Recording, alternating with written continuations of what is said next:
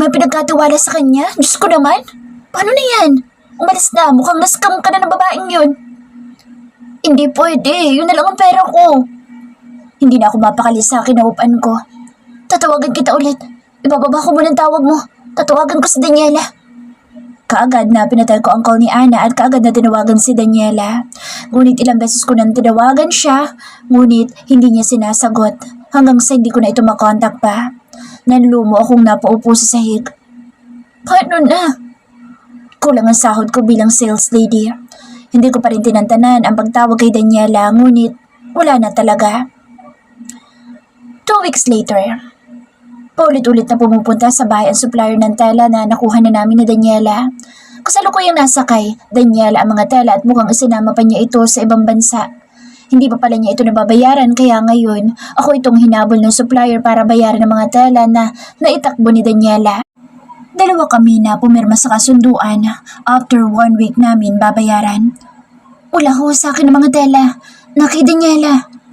Paliwanag ko sa mga ito. Miss David, kayong dalawang pumirma dito na after 1 week babayaran yun ang mga tela na naitakbo ng kaibigan mo. Kaya sagot mo rin na lahat ng ito. Napahilamos ako ng sarili ko mga palad sa aking muka. Ito yung napapala sa masyadong pagtitiwala. Ngayon ako na ang nahihirapan na buuin ng 500,000 para lang maibayad sa supplier na ito. Nawalan ako ng 500,000, may problema pa akong isa na ang hirap lutasin. Bakit ko nga ba pinagkatiwalaan si Daniela? Daniela, nasan ka na ba? Huwag mo naman akong pahirapan ng ganito. Kapag hindi mo nabayaran ng 500,000 pesos, Miss David, magkikita na lang tayo sa korte. Pahabol ng babaeng ito at saka tumalikod palabas ng bahay ko. Pasalampak ako na paupo sa sofa. Mabuti na lang wala dito si Danica at Yaya Rosa. Kapag nagkataon, magtatanong ang anak ko sa akin. Iniisip ko kung saan ako kukuha ng pera para ipambayad ko kay Yaya Rosa at sa supplier na kaalis lang. 2 buwan ko nang hindi nasasahuran si Yaya Rosa. Mabuti na lang pumayag siyang isabay ko na ang 2 buwan na babayaran ko sa kanya. Ang problema, hindi ko alam kung saan ako kukuha ng pera.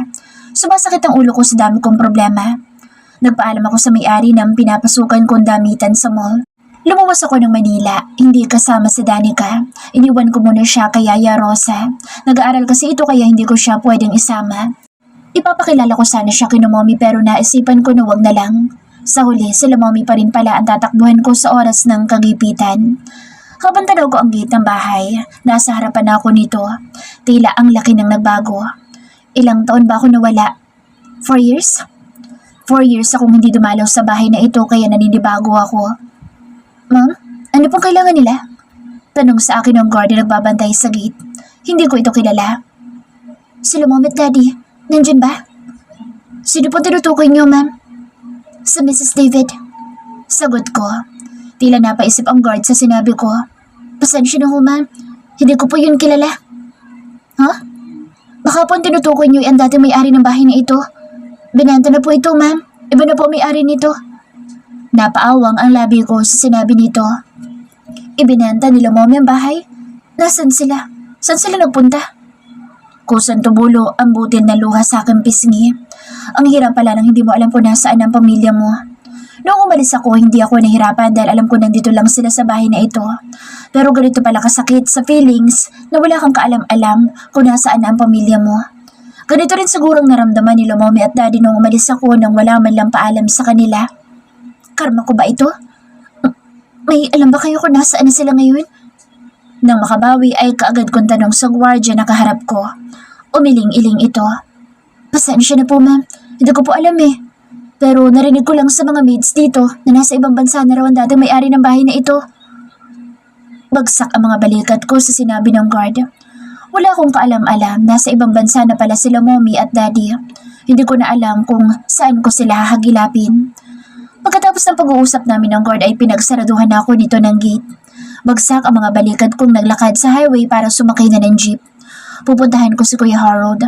Baka sakaling nandito siya at matulungan niya ako. Mas lalong bumagsak ang mga balikat ko nang malamang wala din si Kuya Harold sa bahay nito. Matagal na raw na hindi umuwi si Kuya sa bahay niya. Pabagsak ako na paupo sa gilid ng kalsada. Saan ako pupunta ngayon? Saan ako hihiram ng pera kung lahat sila'y wala na dito? Sudulipan ko ang aking dalang bag dahil sa ringtone ng cellphone ko na naririnig. Kinuha ko ang aking phone mula sa bulsa ng aking shoulder bag. Si Yaya Rosa ang tumatawag. Kagad ko sinagot ang tawag nito. Yaya Rosa. Nakangiting sagot ko. Ayoko ipaalam sa mga ito na walang nangyari sa lakad ko. Baka mamaya iwan na kami ng tuluyan ni Yaya Rosa. Ma'am, gusto raw po kayo makausap ni Danny. Sige po Yaya, pakibigay po. Danny ang nakasanaya namin itawag kay Danica. Mami, anong oras po kayo uuwi? Natigilan ako sa itananong ni Danny sa akin. Hindi ko nga alam kung makakauwi ka agad ako. Hahanap ako ng paraan para magkaroon ng pera. Hindi ko pa alam, baby. Tatawag ako kapag pauwi na ako, okay? Sige po, Mommy. Love you. Ingat po. Alam ko nag-flying kiss pa si Danny sa kabilang linya. Gawain niya kasi iyon. Napakalambing ng anak ko. Paano na to? Uuwi ba ako kahit wala ko na pala sa lakad ko? Sumakay ako ng jeep. Pauwi na sana ako at papunta na sa bus station nang makita ko ang whole body billboard ni Dustin. May hawak itong wine. Naalala ko dahil sa wine na iyan kaya nabuo si Danny. Nawala ako sa pag-iisip at isinuko ko sa kanyang pagkababae ko. Dustin? Sambit ko. Bigla nag-sink in sa akin ang lahat. Ano kaya kung lalapitan ko sa Dustin? Paano kung mauuto ko pa rin pala ito hanggang ngayon? Paano kung isang salita ko lang ay mapapatawad niya na kagad ako sa ginawa ko? Hey ma'am, welcome to Rides Company. Good afternoon. What can I do for you? Kalalapit ko lang sa front desk. Binati na kaagad ako ng receptionist. Sinusuyod ko pa ang buong paligid ng building na ito. Tama ba talaga ang napuntahan ko? Pagmamayari ba talaga ito nila Dustin? Napawang pa labi ko bago sinubukan magsalita. Itatanong ko sana kung pagmamayari ba ito ni Dustin? Walang paligoy-ligoy na tanong ko. Excuse me, ma'am? We do not provide any private information. Pero nandito ba si Dustin? Muli ay tanong ko. You mean, Mr. Wright? Tanong nito sa akin. Napatango na lamang ako. Tinignan nito ang logbook. Do you have an appointment with Mr. Wright, ma'am? Muli ay tanong nito. Appointment? Kailangan ba may appointment para makausap siya? Yes, ma'am. Ano bang gagawin ko? Aatras na ba ako? O ipagpapatuloy itong nasa bulan ko? Sigurado ba akong kaya ko makapag-usap kay Dustin pagkatapos ng ginawa ko sa kanya? Gulong-gulong isip ko. Hindi ko alam pero kailangan ko siya makausap. Kailangan ko siya ngayon kaya bahala na. Please, kailangan ko lang makausap si Dustin. Si Mr. Wright. Kinakabahan ako kaya nanginginig ang kamay kong hindi mapakali. You need to set an appointment with him first, ma'am. Mr. Wright is a busy person. Every minute is important to him. Sagot nitong babae na ito. Kailangan ko siyang makausap ngayon. Malayo pang uuwian ko kaya hindi na ako pwede pang magpaset ng appointment para makausap siya. Pangungulit ko sa receptionist na ito. Napailing ito nang wala sa oras at saka dinampot ang telepono. Mukhang tatawagan niya si Dustin. Mr. Wright, meron po kasi nangungulit na babae dito sa front desk. Gusto niyo raw po kayo makausap. Okay po, sir. Tumangutango na lang ang babae sa kausap nito sa telepono. Hindi ko man naririnig ang boss ni Dusty na kausap ng babae sa kabilang linya ay ang lakas na ng kaba ng nararamdaman ko. Bakit nga ba ako kinakabahan? Si Dustin lang naman iyon. Yung lalaki makulit at patay na patay sa akin. Baka isasabi ko lang ibigyan niya na kaagad ako nang hihingin ko sa kanya. Kakapalan ko ng mukha ko ngayon. Wala na akong ibang matatakbuhan. Mom, hindi po kayo pwedeng pumasok. Paalis na rin po sa Mr. Wright. Bumalik na lang po ulit kayo bukas or sa susunod na araw. Bagsak ang mga balikat ko sa sinabi ng receptionist. Akala ko kasi makakapasok na ako at makakausap ko na si Dustin ngayon. Ganoon ba? Hindi ba talaga pwede kahit sandali lang? Sandali lang naman ako. May sasabihin lang naman ako sa kanya importante. Hindi po talaga pwede, ma'am. Paalis na po kasi sa Mr. Hindi ko na pinatuloy pa ang gustong sabihin ng babaeng ito. Bigla nila akong tumakbong papasok sa loob. Ang tanging narinig ko na lang ay ang mga pagsigaw niya. Guard! Yung babae! Sigaw ng receptionist o guard. Kagad kong hinanap ang elevator. Bahala na kung saan ako babagsak pagkatapos nitong ginawa ko. Sanay naman ako sa ganito. Noon pa lang, noong high school pa lang kami ni Ash, sanay kami sa patakas na gawain. Pagpasok ko sa elevator, nakita ko ang guard. Hinahabol ako ngunit hindi niya ako naabutan. Hindi ko alam kung saang floor ako lalabas pero bahala na. Kahit ano na lang pinindot ko. Mas pinili ko ang pinakahuling floor, 26th floor. Habang papalapit ay mas lalo naman lumalakas ang kabog ng dibdib ko. Hanggang sa marating ko ang 26th floor. Nang bumukas ito at nang makalabas sa elevator, ay ganoon na lang ang panlalaki ng mga mata ko nang makita ko ang lalaking inaayawan ko noon. Namilog ang labi ko at ang laki pa yata ng pag-awang dahil natulala ako at napangangako. Sobrang laki ng pinagbago niya. He was wearing a black office suit that suited him very well. If he's handsome on TV, he's even more handsome in person. Hindi ko akalaing matutulala ako sa harapan niya dahil ang laki ng pinagbago niya. Hindi katulad noon na kung aalis at pupunta sa bahay ni Kuya, nakapambahay lang ito. But now, he is very formal. Nagkasalubong ang aming mga paningin habang ako'y nakaawang ang mga labi. Siya naman ay nabigla at hindi yata makapaniwalang nasa harapan niya ako ngayon. Ilang segundo ay nagbago ang aura ng kanyang muka. Nakita ko ang pag-igting ng kanyang panga at naging matalim ang kanyang tingin sa akin. Sinubukan kong tumikim at ibalik ang formal kong reaksyon. Dustin? Sambit ko.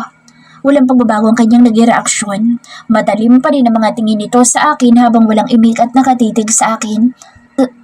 Dustin? Muli sambit ko. Who would have thought that you would be in front of me now, Miss David? Panimula niya.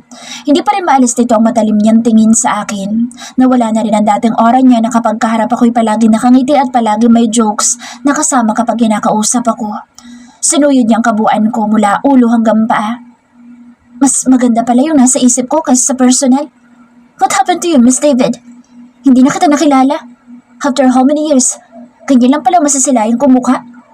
Mabuti na lang hindi natuloy ang kasal natin. Taningnan niya ako ng mapanglait na tingin.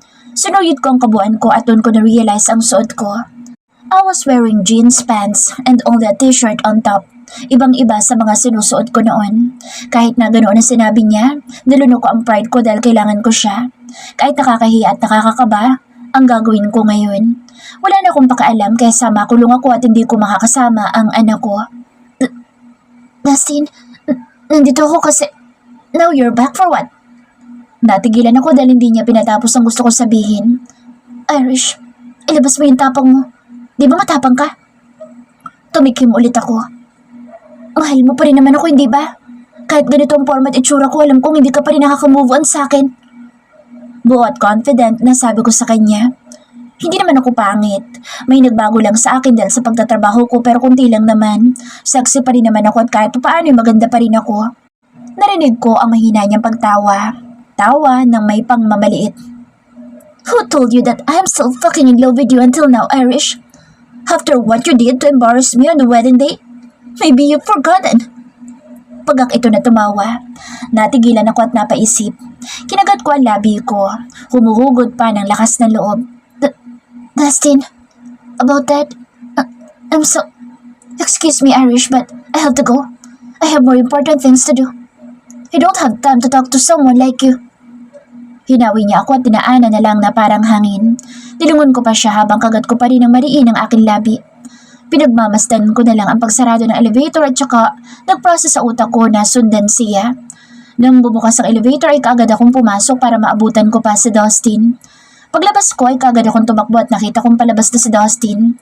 Tinawag ko ito ngunit may humawak sa braso ko. Miss, lumabas na ho kayo. Natigilan ako. Nilingon ang humawak sa braso ko. Isang guard. Oo, lalabas na ako kaya bitawan mo ako. Sigaw ko. Hindi pwede, miss. Kailangan ko baka siguro na lalabas na kayo sa building na ito. Ihatid kitang palabas. Kaagad kong winaksa ang kamay ng guard na nakahawak sa braso ko. Sinabi ko lalabas na ako! Sigaw ko. Muli niya na namang hinawakan ng braso ko at hinila palabas. Hindi ko tuloy naabutan pa sa Dustin. Napaupo na lang ako sa sahig. Wala na. Wala na ang dating Dustin na patay sa akin. Ang laki na ng pinagbago niya. Nawala na yung ngiti sa mga mata niya kundi napalitan ng matalim at galit na tingin sa akin. Anong gagawin ko? Palubog ng araw pero hindi ko pa alam kung uuwi na ba ako ngayon o matutulog na lang kung saan na mayroong murang matutuluyan ngayong gabi. Naglakad-lakad ako habang bagsak ang mga balikat ko. Bigla ako natigilan nang maalala ang best friend ko, si Ashley. Tama, si Ash. Baka matulungan niya ako. Kagad kong kinuha ang aking phone sa loob ng shoulder bag. Nakasave lang sa phone ko ang number ni Ashley pero hindi ko tinatawagan. Hindi ko alam kung hanggang ngayon ito pa rin ba yung gamit niya. Sinubukan kong tawagan iyon at hindi naman ako nabigo dahil nag-ring naman ito. Nabuhayan ako ng pag-asa nang marinig ang boses ni Ashley. Sobrang namiss ko ang babaeng ito. Hindi ko man lang siya nagawang tawagan dahil kasama iyon sa pagtatago ko. Kapag tinawagan ko siya, pwedeng malaman nila Dustin kung nasaan ako. Pero ngayon hindi ko pala akalaing kay Dustin pa ako humihingi ng tulong at ngayon naman ay kay Ashley. Yes, hello? Sagot ni Ash sa kabilang linya. Sobrang nakakamiss ang boses ng babaeng ito. Ash, hindi ko na ituloy ang pagsagot nang biglang may humablot sa kamay ko ng phone ko. Nang lingunin ko ito ay kaagad na tumakbo ang isang lalaki na nakaitim at naka-hood jacket. Tangay niya ang cellphone ko. Nagsisigaw ako pero wala namang nakakarinig dahil nandito ako sa hindi matao na lugar. Hinabol ko pa nga ito pero hindi ko na naabutan. Natigilan ako sa pagtakbo. Hingal na tumigil habang hawak ko ang aking mga tuhod. Ang malas ko. Paano na? Paano ko matatawagan si Ash? Paano ko matatawagan si Danica sa probinsya? Tumulo na lang bigla ang butil ng luha ko. Hindi pa man ako nakakabawi sa aking hininga na may biglang humintong van sa tapat ko. Natigilan ako nang makita ko nakabonet ang mga lumabas mula dito. Nagsimula ako mataranta. Sinimulan kong tumakas at tumakbo ngunit huli na dahil nakalapit na kaagad ang mga ito sa akin at kaagad na hinawakan ng mga braso ko. Teka, sino kayo? Ang lakas ng kaba ko. Nanginginig ang boses ko. Sumama ka na lang sa amin. Sagot ng mga lalaking ito. Mas lalo kong kinabahan. Saan niyo ako dadalhin? Hindi ko na napigilan pa ang paghatak ng mga ito sa akin palapit sa van at sa pilitan akong ipinasok dito. Ang huling naalala ko ay ang pagtakip nila sa ilong ko at naamoy ko ang mabahong kemikal mula sa panyo nito. Nagising ako nakahiga sa maliit na kama. Kasyang-kasya lang ang katawan ko. Kaagad ako napabalikwas sa pagkakahiga at kaagad na umupo nang maalala ko anong nangyari. Kaagad kong hinanap ang orasan. Wala man lang orasan sa kwarto na ito. Sa sulok ay mayroong ilang sexy nighties na nakahanger at mga sexy underwear. Napangiwi ako. Anong klaseng lugar ito? Bakit may mga ganyan sa kwarto na ito? Kaagad ko naalala si Danica, ang anak ko. Hindi yun makakatulog at mag-aalala yun sa akin dahil hindi ako nakatawag sa kanya. Kailangan ko makaalis dito. Tatayo na sana ako nang maramdaman ko ang sakit ng pulsuhan ko. Hindi lang pala ako nakakulong kundi nakaposas pa ang isa kong kamay. Shit! Anong kalokohan to? Pilit kong hinuhubad ang poses sa kamay ko pero mas lalo itong sumisikip at mas lalong nanakit ang kamay ko dahil sa pagpilit kong tanggalin ang poses. Sumigaw ako pero tila wala namang makakarinig at makakatulong sa akin. Rinig na rinig sa kinaroroonan ko ang ingay mula sa labas. Narinig ko na may bumubukas ng pinto kaya hinintay ko mag-open iyon. Lumuwa mula sa pintuan na isang babaeng puno ng kolorete ang mukha. Pulang-pula pa ang labi nito. Sinamaan ko ito ng tingin habang papalapit ito sa akin. Anong ginawa niyo sa akin? Kaagad na tanong ko sa kanya habang hindi nawawala ang galit sa aking mukha. Relax, sweetie. Mamaya na may magugustuhan mo mangyayari sa'yo. Ngumisi ito. Mas lalo ako na curious. Anong sinasabi nito? Lumapit pa ito sa akin. Napalingon ako sa may pintuan na may biglang pumasok na naman doon. Sa pagkakataong ito, dalawang lalaki na malaki ang katawan naman ang sumunod sa babaeng ito. Bigla akong kinabahan. Ano ba talaga itong pinagdalhan nila sa akin? Dalhin niyo ang babaeng yun sa akin. Utos ng babaeng pulang-pula ang nguso. Nagawa pang magsigarilyo sa harapan ko. Naalarma ako na lumapit sa akin ang dalawang lalaki. Kabadong-kabado ako dahil sa laki ng mga katawan nito. Hindi ko alam kung anong gagawin nila sa akin. Paano kung patayin nila ako? Hindi. Hindi pwede. May anak pa ako. Hinihintay na ako ngayon ni Danica. Pakawalan niyo ako dito, please. Nagsimula na ako magmakaawa. Kailangan kong gawin para sa anak ko. Kapag nagmatigas ako, baka hindi ko na talaga masilayan ang anak kong si Danica. Sinabi ko naman sa'yo, relax ka lang. Makakawala ka rin dito. Like I said kanina, makakaalis ka rin dito. Kung gagalingan mo at hindi nakakunot ang noong mo mamaya sa harapan ng mga customer. Kapag ginawa mo yun, maraming bibili sa'yo at kapag nabili ka, doon ka lang makakaalis dito sa kinaroroonan mo. Muling ngumisi ang babaeng naninigarilyo habang nag-e-enjoy ito na ilabas ang usok sa kanyang bibig at ilong. Ano? Ngayon pa lang ay ang bilis na ng kabog ng dibdib ko. Ano na lang ang mangyayari sa akin ngayon? Let's go boys! Hurry up! Muling utos ng babaeng ito sa dalawang lalaki. Nagsimulang hawakan ang aking mga braso ng mga ito. Nauna maglakad ang babae palabas ng pintuan. Napapitlag ako nang hilahin ako ng dalawang lalaki na ito palabas. Saan niyo ako dadalhin? Ano ba? Huwag niyo akong hawakan! Sigaw ko sa dalawang ito pero tila wala silang narinig. Dire-diretso lang ito na naglakad habang hila pa rin ako. Nang makalabas sa pintuan ay mas lalo naging maingay sa pandinig ko ang paligid. Ngayon ko nalaman at na-realize nandito ako sa bahay aliwan. Mas lalo ako natakot at kinabahan sa mangyayari sa akin mamaya. Paano pa ako makakatakas? Dinala nila ako sa isang kwarto na puno ng mga malalaswang damit. Sa harapan ng malaking salamin, doon nila ako pinaupo. Anong gagawin niyo sa akin? Lumapit sa akin ang isang bakla na puno rin ng koloreta ang mukha. Darlene, ayusin mo ang babaeng ito dahil mamaya ibebenta ko na ito sa mga mayayamang negosyante. Utos ng babae at saka lumabas. Kasama ko na lang ngayon ay ang bakla na nasa likuran ko. Baka naman ngayon makakahanap ako ng paraan para makatakas. Ang malas ko na sobra. Nascam na ako ng kaibigan ko. Maibebenta pa yata ako sa mga matatandang mayaman. Hindi pwede. Hindi ako papayag. Aayusan kita kaya huwag kang malikot. Basta ba ako magalit? Paalala ng baklang ito. Humarap kagad ako sa kanya para magmakaawan tulungan ako ngunit umiling-iling lang ito at muli akong pinatalikod para ayusin ang buhok ko. Maging ang mukha ko ay nilagyan ng kolerete. Pulang lipstick at naging katulad na rin ako ng babae kanina. Nang matapos akong ayusan ito, napangiwi ako nakatingin sa salamin. Please, maawa ka. Tulungan mo naman ako makaalis dito. Sinabi na nga hindi pwede. Ang tagas pala ng ulo mo. Nakita ko ng iba ang aura ng kanyang muka. Akala ko'y matutulungan ako ng baklang ito pero hindi rin pala. Iniwan niya ako at lumapit sa mga malalaswang damit at kumuha siya doon ng pula at tila swimsuit na yata iyon. Inihagis niya yun sa akin habang ako'y takantaka na tiningnan ng attire na nasa aking harapan. Isuot mo. Utos nito. Ano? Hindi mo ba narinig ang sinabi ko? Isuot mo. Huwag kang mag-inerte. Hindi uubra ang arte mo dito. Ngayon, isuot mo na yan dahil mamaya magsisimula ng performance mo. Ayoko! Ayoko isuot yan! Magmamatagas ko. Maghintay ka at ako maghuhubad sa'yo kung ayaw mo pa isuot yan. Ano?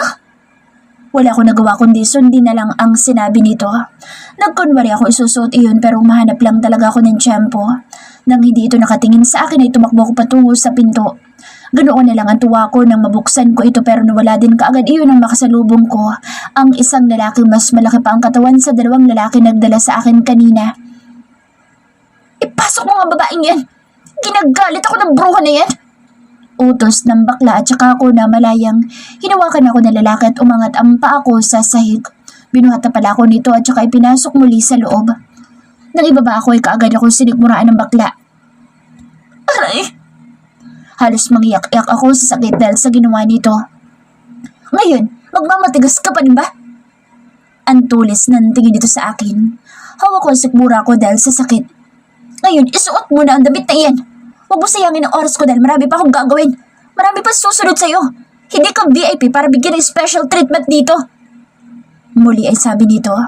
Tumulo ang luha ko. Nanginginig na hinawakan ng sexy 90s. Doon ka magbihis. Turo nito sa isang maliit na pintuan.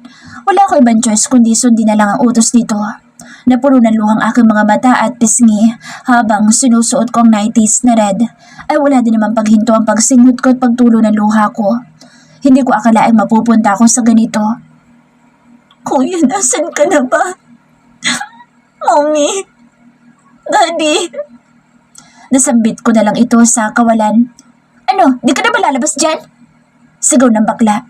Kagad kong pinunasan ang luha ko tumingin ng malalim bago tuluyang lumabas. Kapag nagmatigas pa ako ay baka hindi na lang suntok sa sikmura ang abutin ko. Prepare yourself. Isasalang ka na. Bili nito sa akin. Anong isasalang? Saan? Sa mga customer. Maghintay ka kung may magkaka-interesado sa'yo. Kapag may nagka-interes sa'yo at willing na bilhin ka, makakaalis ka dito. Kaya galing naman performance mo.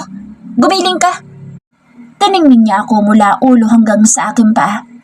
Sa tingin ko na may pagkakaguluhan ka sa stage dahil maganda at sexy ka. Ibang-iba sa ibang mga babae dito. Kaya lumabas ka na. Muli utos dito sa akin. Sanay ako magsuot ng swimsuit, two-piece or one-piece pero ito suot ko. Mas malasawa pa sa suot ng mga babae sa beach. Halos ayaw kong gumalaw. Tinatakpan ko ng aking mga palad ang aking katawan. Nag-umpisa na naman tumulo ang luha ko. Nasa stage na ako ngayon at nasa akin nakafocus ang ilaw. Hiyang-hiya ako dahil sa aking harapan ay mga lalaking kakaiba ang mga tingin. Matatanda at meron din kasing edad ko lang pero mga mukha namang hayok sa laman. Sayaw! Utos ng mga lalaki sa ibaba ng stage. Tinakpan ko ang aking dibdib at ang aking pagitan ng mga hita. Ayokong kumilos. Ayaw kong sumayaw. Ano ba? Hindi ka ba sasayaw? Sumayaw ka muna bago ka namin ikakama. Nagpanting ang aking mga tenga sa narinig. Mas lalo ako napaiyak. Ano ba? Sumayaw ka na. Lumapit sa akin na isang baba at binulong iyon sa akin. Hindi pa rin ako gumalaw. Ayokong sumayaw. Parang gusto kong tumakbo at tumakas. Nanginginig ang mga paa ko. Sayaw! Sumayaw ka! Sigaw ng mga lalaki. Muli ay may lumapit sa aking babae at bumulong. Umaba ka na dahil may customer ka. May bumili na sa'yo. Nanlaki ang mga mata ko sa sinabi nito. Hinila niya akong paalis sa stage. Sunod sa akin ang itim na jacket. May lumapit sa akin dalawang lalaki. Sa ngayon, maliliit na ang kanilang katawan. Teka, saan niyo ako dadalhin?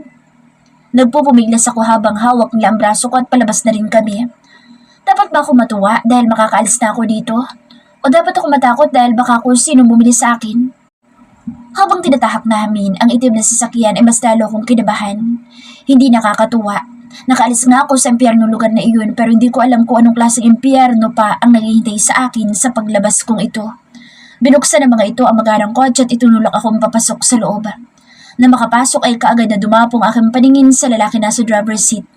Ganoon na lang ang panlalaki ng aking mga mata nang makita at makilala ang lalaki na sa harapan ko. Walang iba kundi si Dustin. Pinalis niya ang dalawa lalaki at kaming dalawa na lang. Nagulat ka ba? Lumangon ito sa akin. Ang lakas ng kaba sa dibdib ko. Ikaw? Yup. Alam mo ba kung magkano bili ko sa'yo? Nagsayang lang ako ng pera sa isang katulad mo. Wala namang kaganda-gandang katawan. Pangmamaliit dito sa akin. Sinuyod niyang kabuuan ko. Tinakpan ko kaagad ang dibdib kong nakaluwa sa harapan niya. Hindi ko pala na zipper ang itim na suot kong jacket. Huwag mo nang takpan. Nakita ko na yan kanina. Kaagad naman na sabi niya. Hiyang-hiya ako. Napanunok ako. Anong ginagawa mo dito? Bumibili ka ng mga pokpok? Tanong ko sa kanya. So, do you consider yourself a hostess? Natigilan ako sa sinabi niya. Hindi ako pumasok dito ng kusa. Kinidnap nila ako kaya ako napunta sa lugar na ito. I don't want to hear your explanation. Gusto kong bawiin mo sa performance mo ang pera na sinayang ko sa'yo. Blanco nitong sabi sa akin. Napaawang ang labi ko. Anong gusto niyang gawin ko? Paliligayahin ko siya? Do you know how to dance? Start now. Utos niya habang hindi nakatingin sa akin. Why would I do that? Because you're paid. I bought you Irish. So now, all you have to do is pleasure me. Hindi pa rin ito nakatingin sa akin. Seryoso ang kanyang paningin sa harapan. Hindi ako sasayaw at hindi kita paliligayahin. Ano akala mo sa akin, Popo? Hindi ka pa ba popok sa lagay niyan? Sa pagkakataong ito ay muli niya akong tinignan. Naliliit ako sa aking sarili. Uulitin ko sa'yo, hindi ako popok! Mariin na sabi ko sa kanyang pagmumukha. Sinubukan kong buksan ang pinto ng kanyang kotse ngunit kaagad niyang nahawakan ang kamay ko at kaagad nakalapit sa leeg ko ang kanyang mukha. Kinilabutan ako nang maramdaman ang hininga niya. Tila napako ako sa kinaroroonan ko. Pinakiramdaman ang hininga niya na nasa leeg ko. There is nothing you can do cause you're already paid, Irish. Bulong nito sa akin at saka dinampian ng halik ang leeg ko at gumapang pa sa akin tenga. Kaagad ko siyang itinulak. Kaagad na sumama ang tingin niya sa akin. Kinabahan akong bigla. Napatili na lamang ako ng kabigin niya ang bawang ko at kaagad na kinuyumos ng halik ang labi ko. Pinisil niya ang bawang ko kaya umawang ang labi ko dahilan para mas mapalalim niya ang halik. Pinilit ko siyang itinutulak pero hindi ko magawang makawala sa kanya.